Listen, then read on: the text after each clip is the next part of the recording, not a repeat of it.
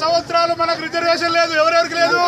ఎస్సీకి లేదు, ఎస్టీకి లేదు, బీసీకి లేదు, మైనార్టీలకు లేదు. 3000 సంవత్సరాలుగా ఎస్సీ, ఎస్టీ, బీసీ నలుగురు కులాలకు రిజర్వేషన్ లేదు. రిజర్వేషన్ లేకుంటే చదువుకునే హక్కు లేదు, ఉద్యోగాలు చేసుకునే హక్కు లేదు, రాజ్యం వేరే హక్కు లేదు, ఓటేసే హక్కు లేదు, మాట్లాడే హక్కు లేదు, మీటింగ్లా పెట్టుకునే హక్కు కూడా లేదు.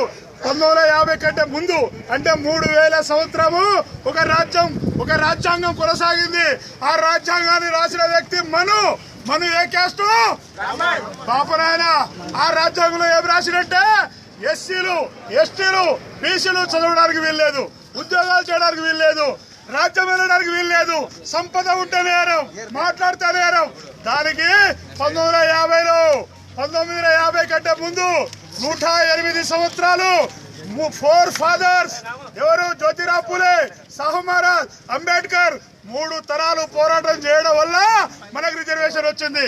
రిజర్వేషన్ అనేది చాలా కీలకం. రిజర్వేషన్ ఉంటేనే విద్య, రిజర్వేషన్ ఉంటేనే ఉద్యోగం, రిజర్వేషన్ ఉంటేనే రాజకీయంగా ముందుకు పోతాం, రిజర్వేషన్ ఉంటేనే మనకు బడ్జెట్ వస్తుంది. రిజర్వేషన్ అనేది చాలా కీలకం. ఈ రిజర్వేషన్ ని రక్షించుకోవాల్సిన బాధ్యత మన మీద ఉంది. ఇవాళ 6% మాత్రమే రిజర్వేషన్ రాష్ట్ర ప్రభుత్వం అమలు చేస్తుంది. పాత విధానం, పాత పద్ధతి 6%ని 10% పెంచాలని 6%ని ఎవరు పెంచాలి? కేసీఆర్ ముఖ్యమంత్రి గారు ఎన్నికల కంటే ముందు మా లంబాడ విద్యార్థులు 70 మంది ఎస్టీ విద్యార్థులు అమరులయ్యారు. ఎందుకు?